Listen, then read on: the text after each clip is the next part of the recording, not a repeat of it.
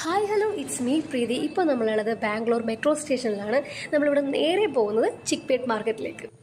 ഇപ്പോൾ നമുക്കിവിടെ വരുന്ന കോഡ് സെറ്റ് എന്ന് പറയുന്നത് ഇത് ടോപ്പ്, ഇത് പാൻറ്റ്, അതുപോലെ തന്നെ നല്ല മെറ്റീരിയൽ ക്വാളിറ്റി ഉണ്ട്. 42 സൈസാണ്, മെറ്റീരിയൽ കോട്ടാണ്, അതുപോലെ തന്നെ ബ്രാൻഡഡ് ആണ്.